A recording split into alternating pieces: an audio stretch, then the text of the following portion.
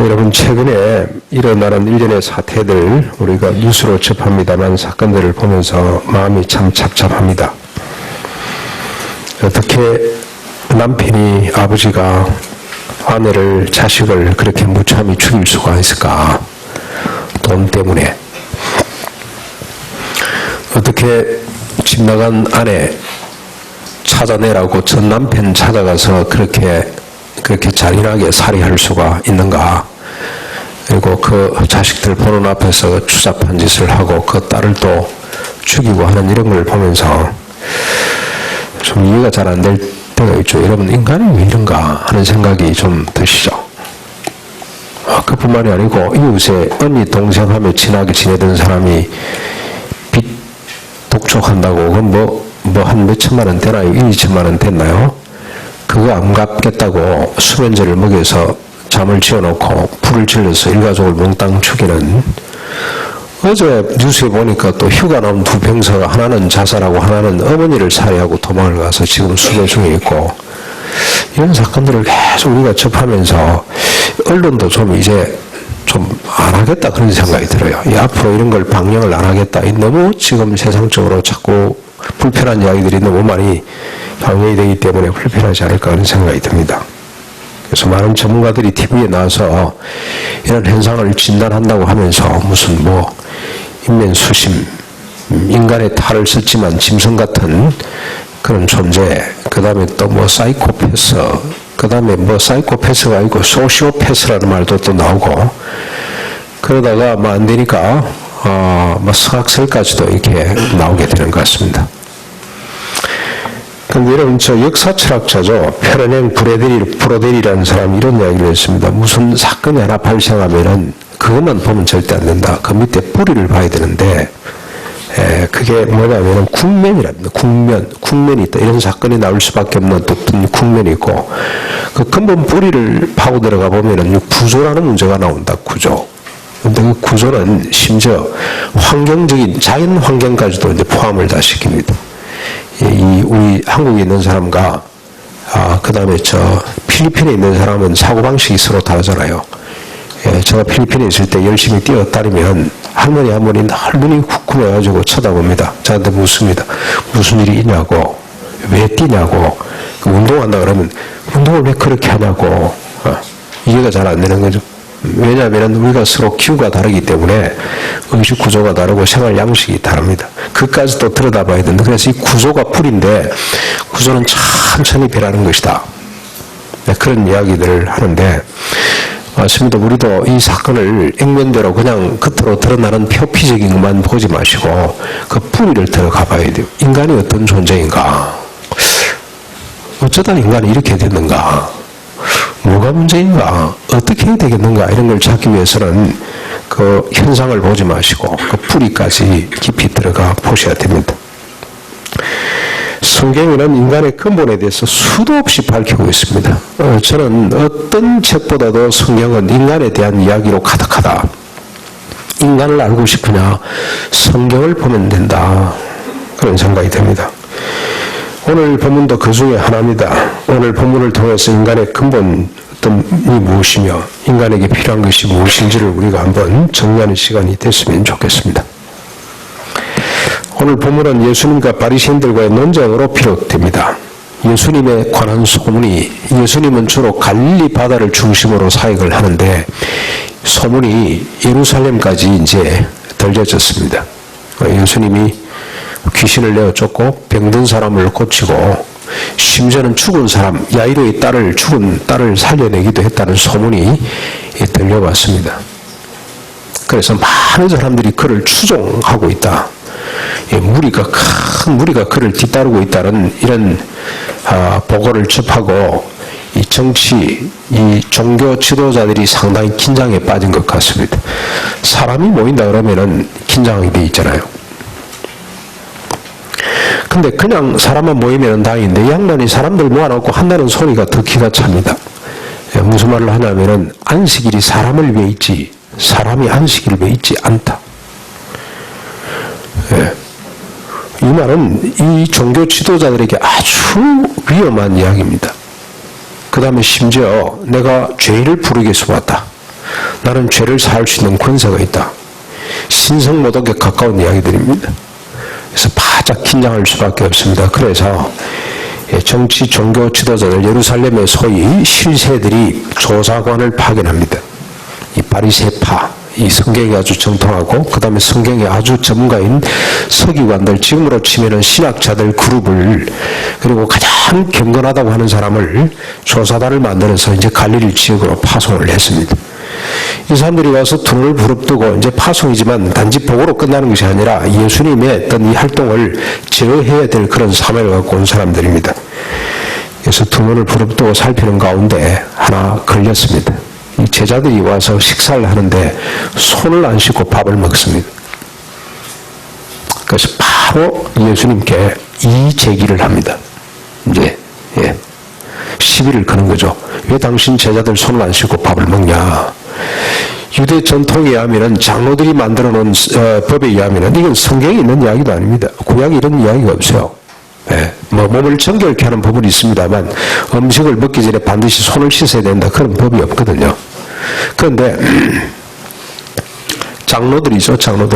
장로들이 이런 법을 만들어 놨습니다. 심지어 밖에 시장에 갔다 오면 물을 막 뿌려야 돼요. 집에다, 온 집에다 물을 뿌리고 자기 몸에다 물을 뿌리고 정결케 하는 그런 의식들을 만들어서 지키고 있는데, 그 법을 들고 나서 주님에게 시비를 겁니다. 그랬더니 주님이 단 한마디로 제압해버립니다. 뭘 들고 나오시냐면 주님은 고르반 법을 들고 나옵니다. 고르반 법은 유대인들이 만들어 놓은 법인데, 원래 부모에게 효도를 해야 됩니다. 구약 성경에 의하면, 모세율법에 의하면 부모를 경외해야 됩니다.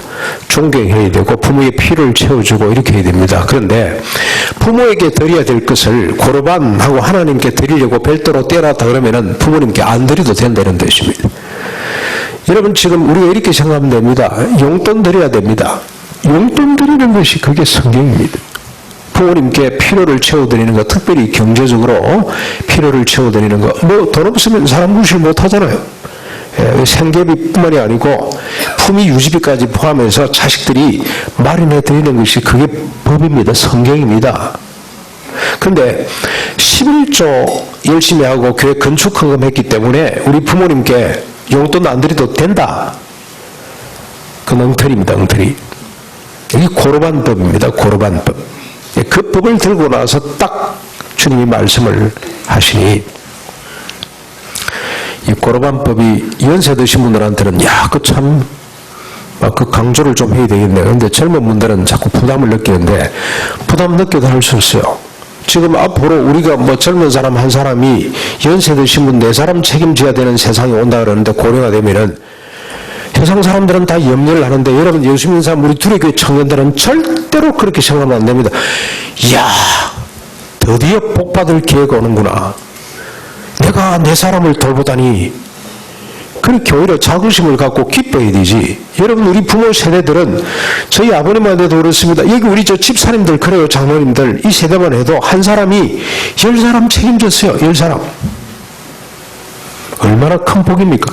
남을 도울 수 있다는 것이 그 자체가 복인데, 여러분, 우리는 세상 사람들과 생각을 다르게 해야 됩니다. 아무튼 이 고르반 법을 이야기를 했더니 바리새인들이 끽소리 짹소리 못하고 물러가 버렸습니다. 물러갔는지 하여튼 할 말이 없는 거예요. 할 말이. 손 안 씻는 것 정도에는 문제가 안 돼요. 부모를 몰라보는 이 하나님의 법을 근본적으로 어기고 있는 너희들의 모습 볼래 하고 드러냈더니 그들이 아무 말 못하고 물러갔는지 하여튼 어쨌는지 있습니다. 그때 주님께서 사람을 다시 불러 모았습니다. 여기요 14절에 보시면, 13절 14절에 보시면 7장 한번 보십시오. 무리를 다시 불러 이르시되 너희는 내 말을 듣고 깨달으라. 주님이 이게 기회다. 이번에 분명히 하나 알아야 될 게 있다. 그런 주님의 다짐이죠. 그래서 무리를 다시 앉혀놓고 주님께서 말씀하신 내용입니다. 뭐라고 말씀합니까? 15절 16절 무엇이든지 밖에서 사람에게 들어가는 것은 능히 사람을 더럽게 하지 못하되 사람 안에서 나오는 것이 사람을 더럽게 하는 것이니라. 첫 번째 주님의 선언, 정언, 주님의 명제. 사람 밖에서 들어가는 것이 사람을 더럽게 하지 못한다. 사람 안에서 나오는 것이 사람을 더럽게 한다. 여기 사람은 인류 전체를 의미하기도 합니다만 지극히 개인을 의미하기도 합니다. 밖에서 들어가는 것이 너를 더럽게 하지 못하고 너 안에서 나오는 것이 너를 더럽게 하고 인간의 역사를 더럽게 한다 하고 주님이 선언을 하셨습니다. 이게 인간론입니다. 주님께서 말씀하신 인간론 첫 번째 명제입니다. 자, 이 말씀을 하시고 무리를 떠나 제자들과 함께 집에 들어가셨습니다. 그때 제자들이 그 비유가 무슨 뜻인지를 묻습니다. 이것도 뭐 비유인 줄 알고, 이건 정언이고, 이건 명제, 이거는 뭐 주님이 선언인데 이것도 비유인 줄 알고, 주님 그게 무슨 비유입니까? 하고 제자들이 조용할 때 다시 물었던 것 같습니다. 그랬더니 18절 상반절에 보면은 예수님이 제자들을 향해 답답하게 생각을 하시면서 너희도 어떻게 깨달음이 없느냐 꾸짖었습니다. 왜 깨닫지 못하냐? 여러분, 신앙은 깨달음이 필요합니다. 깨달음. 이 깨달음이라는 것이 무슨 뭐 불교에서만 쓰는 용어가 아니고 우리 기독교 신자들에게 필요한 것이 깨달음이죠. 말씀을 듣고 빨리 깨달아야 돼요. 이해를 해야 됩니다. 이해. 우리가 은혜라는 것은 여러 가지 감성적인 은혜도 있고 그 다음에 지성적인 은혜가 있는데 이 지각적인 것이 열려가지고 이해하는 거죠. 깨닫는 겁니다. 왜 아직도 못 깨닫냐? 깨달아라. 그러면서 주님이 자세하게 설명을 합니다. 무엇이든지 밖에서 들어가는 것이 능히 사람을 더럽게 하지 못함을 알지 못하느냐. 이는 마음으로 들어가지 아니하고 배로 들어가 뒤로 나감이라.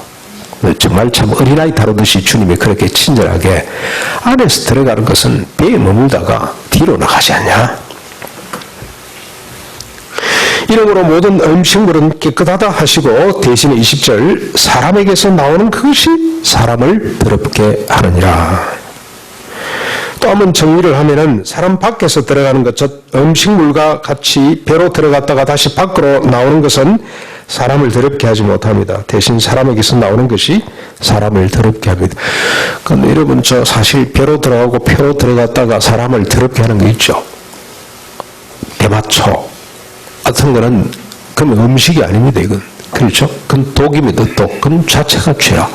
술 많이 먹으면 어떻게 됩니까? 사람을 더럽게 만들어요. 더럽게 만들어. 우리 삼촌은, 막내 삼촌 옛날 예수, 지금은 장로가 돼서 정말로 경건한 삶을 삽니다만 청년 때 술 많이 먹고 예수 믿을 때 이 양반은 술만 들어가면 옷을 벗어요. 옷을. 팬티 하나만 입고 설치고 돌아다니는 겁니다. 그 우리 고모가 해석하기를 젊었을 때 운동을 해가지고 레슬링 선수였거든요. 이게 그게 자꾸 레슬링 했던 착각이 생기는지 팬티만 입고 돌아다니는데, 그래서 술은 음식이 아니고 이게 독이구나, 악이구나. 그건 우리가 구분을 좀 하셔야 됩니다. 담배? 음식입니까? 얼마 전에 KBS에서 방영했죠. 담배 피우는 사람 폐 보여줬어요. 새까맣습니다, 폐가. 음식이 아닙니다. 그건 우리를 해치는 겁니다. 독입니다, 독. 그 잘 여러분 구분하시고, 여기 이제 다 이 말씀 그냥 기억하고, 이 음식은 우리를 더럽게 못한다 했다. 먹어도 된다. 그렇게 착각하지 마시길 바랍니다. 아무튼 사람에게 들어가는 것이 사람을 더럽게 하는 것이 아니고 사람에게서부터 나오는 것이 사람을 더럽게 하는데, 사람을 더럽게 하는 것, 즉 사람에게서 나오는 것이 뭐냐? 21절에 소개를 합니다. 사람의 마음에서 나오는 것으로 악한 생각입니다. 21절, 오늘 1절을 나눴습니다. 여러분 한번 보십시오. 속에서 곧 사람의 마음에서 나오는 것은 악한 생각, 곧 음란, 도둑질, 살인, 간음, 탐욕, 악독, 속임, 음탕, 질투, 비방, 교만, 우매함, 12가지입니다. 12가지. 이 대표적인 것들만 기록을 했고 다른 데 보면은 수없이 이거 헤아릴 수 없을 만큼 많은 것들이 나옵니다. 이 모든 것이 악한 것으로 다 사람의 마음으로부터 나온다라고 그렇게 말씀을 하고 있습니다. 여기 뭐 일일이 다 해석할 거는 없죠. 근데 이상하게 음란, 간음, 음탕이라는 말이 반복해서 나오잖아요. 12개 중에 3개나 이 음란, 성적인 어떤 문제를 이야기를 하는데, 그래서 프로이드 같은 사람은 인간의 기본 어떤 이 속성이 성적 쾌락을 쫓는 것이다. 그렇게 정의를 했는지 모르겠습니다. 이 음란은 그야말로 매음하는 걸 말합니다. 매음. 상품으로 만들어가지고 서로 주고 사고 팔고 하는 거. 간음은 비정상적인 성적 관계를 말합니다. 그리고 음탕이라는 것은 성적 무절제를 말합니다. 무절제. 좀 구분이 되죠. 그 다음에 맨 마지막에 나오는 우매함이라는 말, 이게 재밌는 말인데, 우매함은 어리석게 자기만을 생각하는 것을 말합니다. 마치 어린애처럼 자기밖에 모르는 거 있잖아요. 자기 중심성. 이런 것이 일종의 우매함입니다. 이 모든 것들이 다 사람의 마음으로부터 나와서 자기 개인을 더럽게 만들고 인류를 더럽게, 역사를 더럽게 만든다라고 주님이 선언을 하고 있습니다. 그래서 인간이라는 것은 어떻습니까? 개인이나 인류 전체를 포함해서 사람이라는 존재는 그 존재 자체가 악하다는 악이다. 그래서 개인도 세상도 역사도 더럽게 하는 것이 인간이다. 인간. 자, 여기에 뒤에 실로 여러 군데 성경은 밝히고 있습니다. 인간의 존재가 악함을 밝히고 있는데 그 대표적인 구절이 여러분 지난번에 우리가 늘 그 로마서를 통해서 봤고 늘 우리가 익숙한 말씀 있죠. 로마서 3장 10절부터 18절까지 의인은 없나니 한 사람도 없다. 깨닫는 자도 없고 하나님을 찾는 자도 없고 다 치우쳐 함께 무익하게 되고 선을 행하는 자 없나니 하나도 없다. 그들의 목구멍은 열린 무덤이요 그 혀로는 속임을 일삼으며 그 입술에는 독사의 독이 있고 그 입에는 저주와 악독이 가득하고 그 발은 피 흘리는데 빠른지라 파멸과 고생이 그 길에서 평강의 길을 알지 못하였고 그들의 눈앞에 하나님 두려움이 없느니라. 그렇게 정의하고 있습니다. 인간의 실존입니다. 인간. 여러분, 저 IS가 무슨 일본 사람 두 사람 오늘 아침에 뉴스에 보니까 한 사람은 처형됐다 그러기도 하고 또 그게 확인이 안 됐다 그러기도 하고 지금 야단들입니다만 일본은 자위대를 파견하냐 마냐 군대를 파견해서 이걸 갈무냐 근데 법적으로 근거가 없다 그러기도 하고 복잡합니다. 돈 얼마 요구합니까? 강도죠, 강도? 이해가 안 됩니다. 근데 이게 인간입니다, 인간. 남북 간의 관계를 한번 보십시오. 그렇게 쉽게 평화할 수 있을 것 같은데 안 되잖아요. 지금 60년, 70년이 다 되도록 남한은 남한대로, 북한은 북한대로 그 길의 평강을 알지 못하는 것이 인간입니다. 이게 인간의 실존입니다. 그런데 여러분 이게 성경에 이게 한두 분이 아니고 계속해서 여러분 신약이죠. 구약으로 한번 올라가 볼까요? 예레미야는 어떻게 정의를 하고 있냐면 인간에 대해서 예레미야 17장 9절에 보시면 만물보다 거짓되고 심히 부패한 것이 인간의 마음이다. 만물보다 심히 거짓되고 부패한 것이 인간의 마음이다. 누가 는 이를 알리오마는 앞에 단서가 하나 붙었습니다. 누가 이해하겠나 동의하겠냐마는 실제가 뭐냐? 만물보다 더 거짓되고 부패한 것이 인간의 마음. 다윗은 더 기가 차게 고백을 하고 있습니다. 그런데 다윗은 제가 이번에 보고 깜짝 놀랐어요.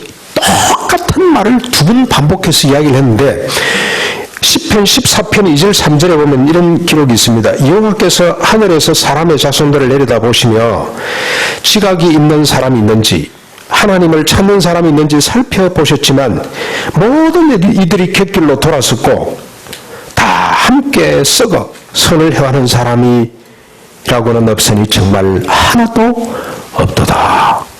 그런데 이걸 똑같이 53편에도 그대로 기록을 합니다. 두 번이나 반복해서 강조를 하고 이렇게 보시면 되는데 하나님께서 하늘에서 사람의 자손들을 내려다보시며 지각이 있는 사람이 있는지 하나님을 찾는 사람이 있는지 살펴보셨지만 모든 이들이 제각기 등을 돌리고 다 함께 썩어 선을 행하는 사람이 없으니 정말로 한 사람도 없구나.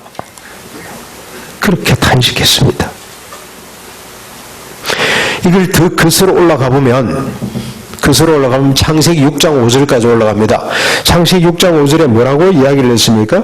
여호와께서 사람의 죄악이 세상에 가득함과 그 마음으로 생각하는 모든 계획이 어떻다고요?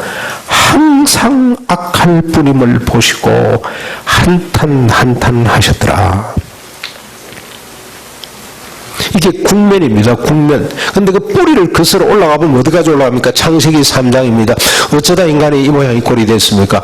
아담의 범죄로 말미암아 하나님을 등지고 하나님의 말씀을 거역하면서부터 인간은 이런 실존이 되고 말았다. 이런 존재가 되고 말았다고 밝히고 있습니다.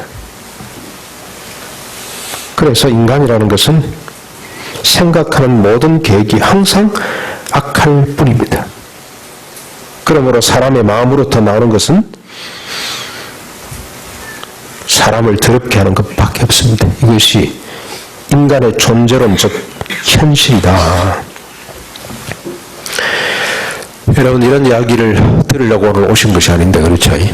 주일날 와서 뭐 괜히 불편한 소리만 자꾸 듣고 여러분 불편하시죠? 마음이. 근데 이걸 여러분 우리 현실로 받아들여야 됩니다. 이게 인간이다. 이걸 받아들이면 이 주님의 선언을 귀담아 듣고 고개를 끄덕끄덕 하시면 그때부터 우리가 주님을 보게 되고 주님을 만나게 됩니다. 십자가 은혜, 부활의 은혜의 길로 비로소 나아갈 수가 있습니다. 예를 들어 볼까요? 주님이 이렇게 말씀을 했을 때 세 반응이 나타났습니다. 세 가지 반응이. 첫 번째는 제자들의 반응입니다. 뭔 말인지 도무지 못 알아듣습니다. 이 못 알아듣는 것이 깨닫지 못하는 것이 왜 그러냐? 관심이 없어서 그렇습니다. 관심. 제자들의 유일한 관심은 누가 오른쪽 왼쪽 앉을 것이냐, 누가 크나 그밖에 관심이 없어. 이분이 예루살렘에 올라가면 큰일을 칠 텐데 그때 누가 오른쪽 왼쪽 앉을 것이냐 그밖에 관심이 없었어요. 그래서 주님이 말씀을 하시도 못 알아들어요. 관심을 닫고 있다고 보시면 됩니다. 예. 지하철에서 아무리 사람들이 뭘 팔아도 관심이 없으면 뭐 누가 지나갔는지 모르잖아요. 근데 자기 관심 있는 부분은 딱 끼어 들어옵니다. 뭐 비 오는 날, 우중충한 날 지하철에서 그냥 흘러간 옛날 팝송, 그 보니까 비틀즈 노래가 있어. 그래서 야, 저건 하나 사야 되겠네. 그렇게 다 와서 꽂히는 것처럼, 예, 자기고 관심하는 거는 듣는데 이 제자들은 관심이 없었나 봐요. 그래서 잘 못 들었어요. 그 대신에 이 주님의 말씀을 듣고 분노한 사람들이 있습니다. 분노했어요. 어떤 사람들이 분노했습니까? 바리새인들, 서기관들, 장로들, 제사장들은 분개했습니다. 분개. 뭐 그따위 소리를 해가지고 내가 죄인이란 말이야? 내가 뭐 마음이 뭐 다 더러운 것이 내 안에 가득 차단 말이야?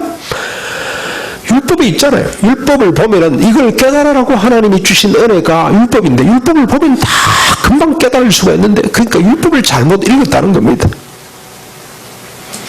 그래서 아마 엄단한 생각을 하고 있으면서도 일종의 로맨스라고 생각을 했겠죠. 그렇죠? 자기 나름대로 맹물이 다 있습니다. 다 방어 기제가 다 있습니다.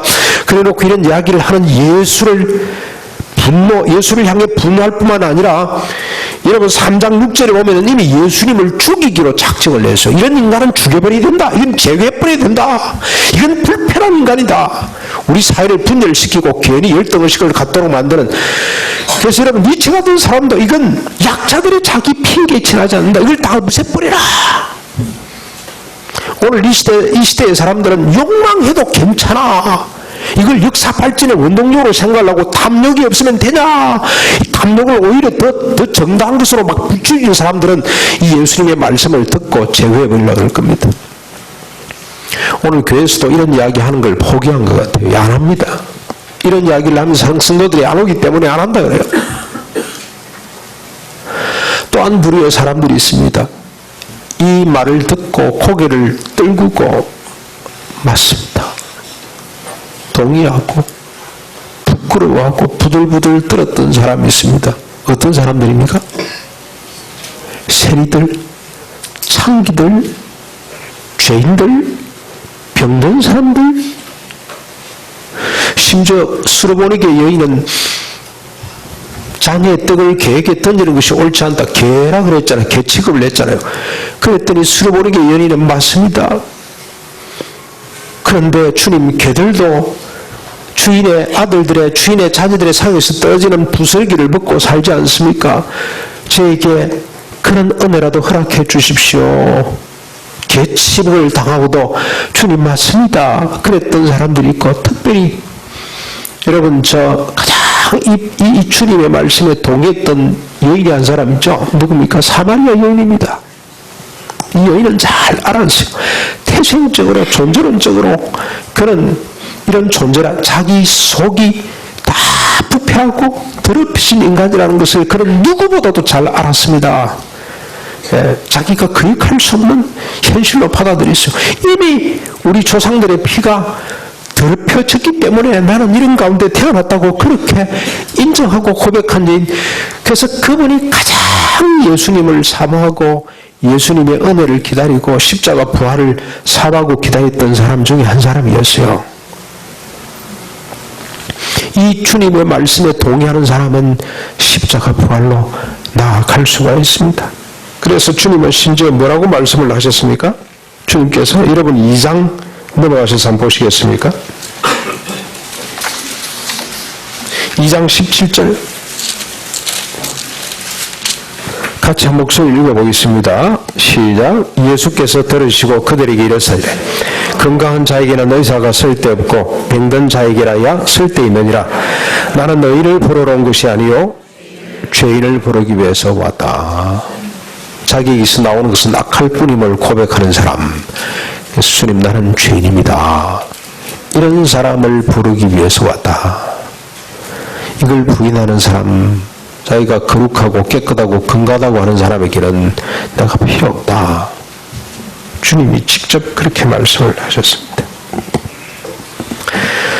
주님이 육신의 병, 그래서 주님은 육신의 병을 고치고 난 뒤 계속해서 숨깁니다. 절대 말하지 마라. 여러분 저 어제 본문에 보면은 눈먼 사람의 눈을 뜨게 하고 난 뒤 주님이 신신당부하는 거 있죠. 뭐라고 당부를 합니까? 절대로 말 가운데로 가지 말아라. 조용히 돌아서 네 집에 들어가라. 아무도 사람에게 알리지 말아라. 네 눈 떴다는 거 알리지 마라. 왜 그럽니까? 육신의 병을 고치는 것이 주님이 오신 목적이 아니고 이 마음의 병, 생각의 병, 존재의 병, 모든 생각이 악할 뿐인 이 인간, 하나님이 한탄하신 그 한탄을 풀기 위해서 주님이 오신 거 아닙니까? 근데 어떻게 이 병을 고칩니까? 이 문제를 해결합니까? 8장 31절입니다. 8장 31절.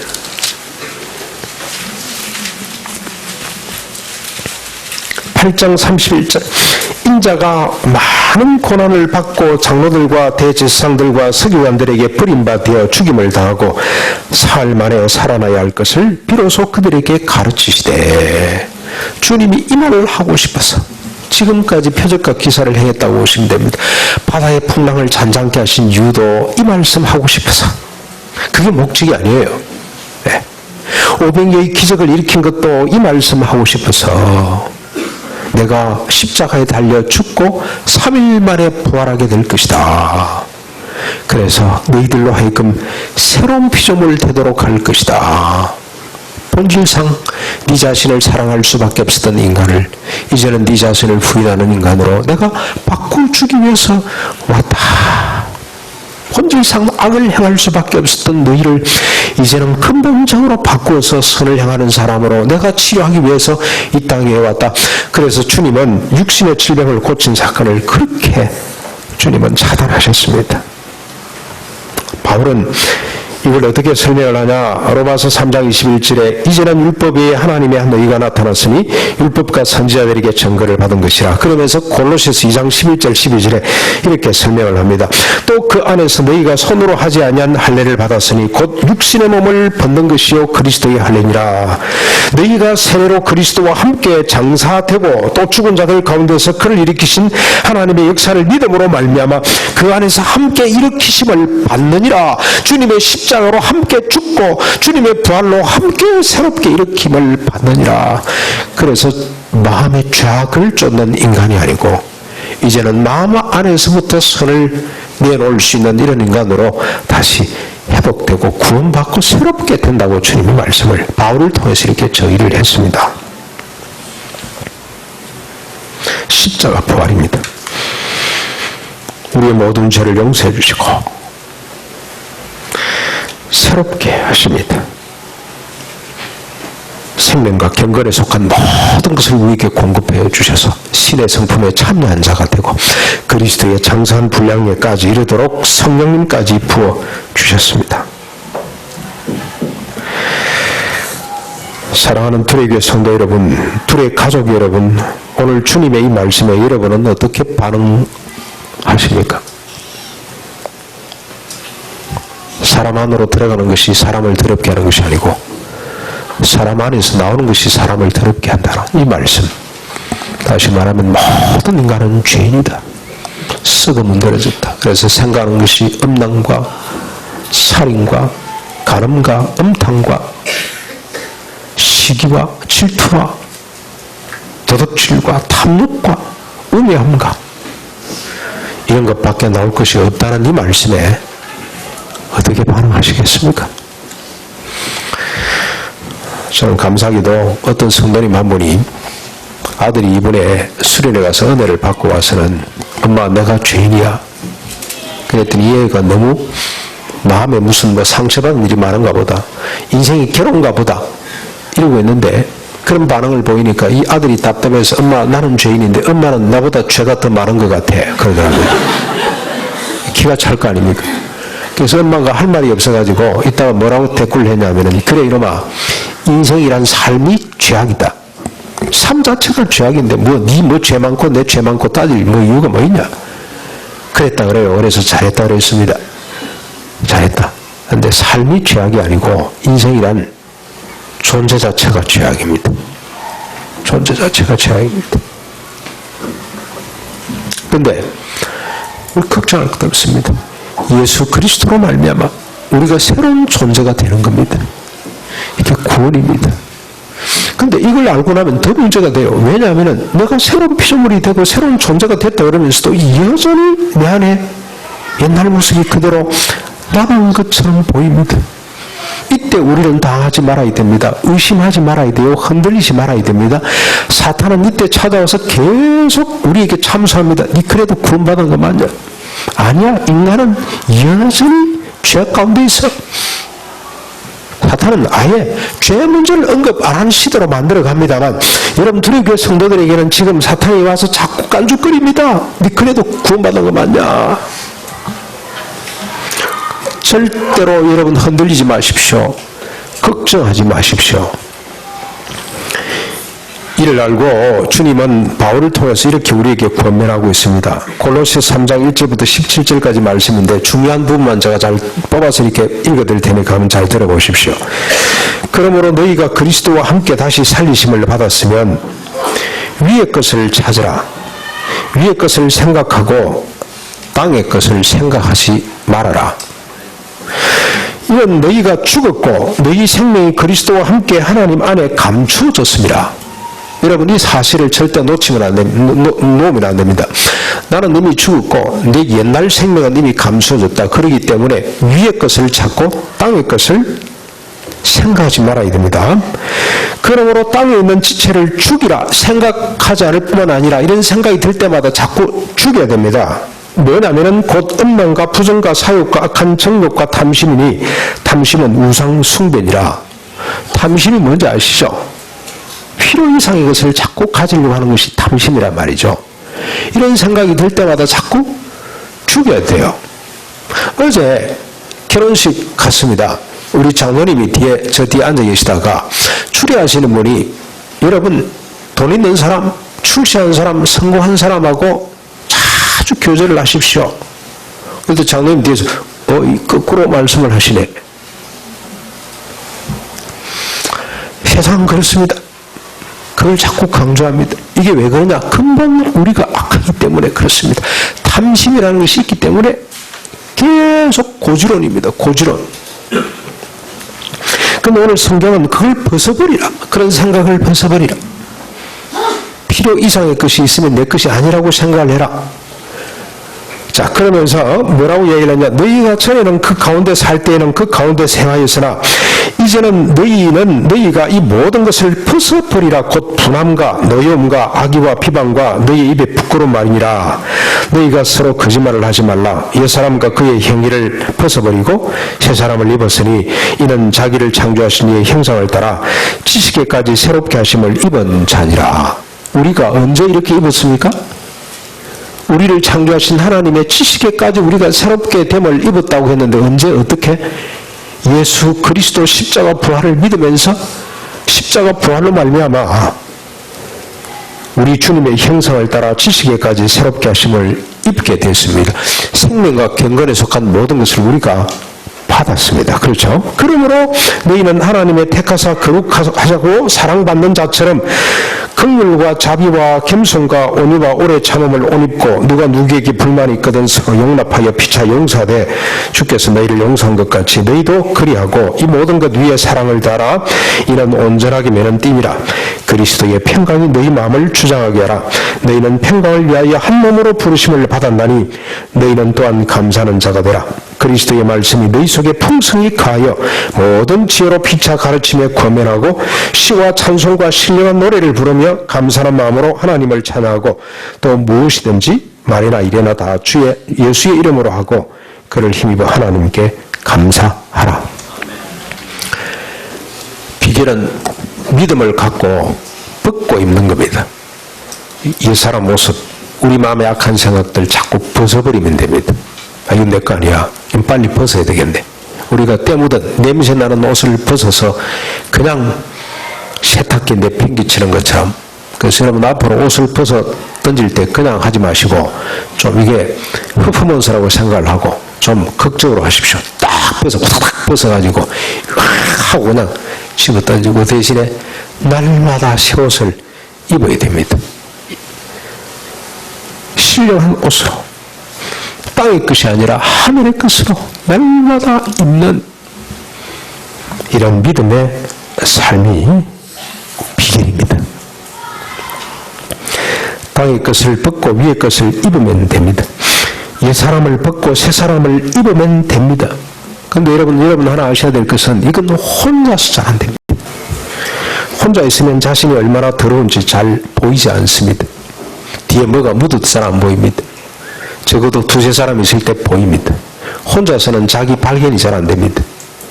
그래서 여러분 이게 심리학자들이 이걸 뭐라 그럽니까? 이인자 그러죠. 어린아이가 처음에 보면은 그걸 보고 도망을 가자 울고 막 그러잖아요. 지 혼자밖에 생각을 못하기 때문에. 그러다가 엄마라는 존재를 의식을 하죠. 엄마. 근데 엄마는 자기를 위한 엄마입니다. 자기를 위한 엄마. 근데 실제 자기를 위한 엄마가 아니고 엄마를 위한 자기예요. 엄마가 아이고 잘했다 그러면 그게 크기나 맞춰가지고 자기가 형성이 되는데 이게 엄마와 이 자식 2인자. 근데 이 사이에 누가 끼어듭니까? 아버지가 끼어들면 3인자가 되는 겁니다. 아버지는 시작일 뿐입니다. 사회라는 기호가 이제 끼어들면 더 복잡해집니다. 그러면서 자기 정체, 자기 위치를 이렇게 발견해가는 것처럼 마찬가지입니다. 영적으로도 자기 혼자 있으면 부족한 걸 모릅니다. 두 사람만 있어 보면 자기 실체가 드러나기 시작합니다. 그런데 자기 실체가 드러날 뿐만이 아니고 내가 아닌 또 다른 사람의 존재를 우리가 믿음 안에서 의식하면서 영적 성장이 시작됩니다. 내가 아닌 너를 의식하면서 너의 기본을 의식하고 너의 필요를 의식하면서 내가 영적으로 성장해질 뿐만이 아니라 서로 하나님 말씀으로 충만해지고 같이 피차 가르치고 배우고 하면서 우리가 그리스도의 장산 분량이까지 자라가도록 주님께서 교회라는 공동체를 우리에게 선물로 허락해 주셨습니다. 그래서 교회 같이 더불어 함께 세워져 갈 수가 있습니다. 옛 사람을 벗고 새 사람을 입을 수가 있고 하늘의 것을 입고 땅의 것을 지속적으로 벗어낼 수가 있습니다. 이 은혜를 누리러 하나님께서 우리에게 몸된 둘의 교회를 허락해 주셨습니다.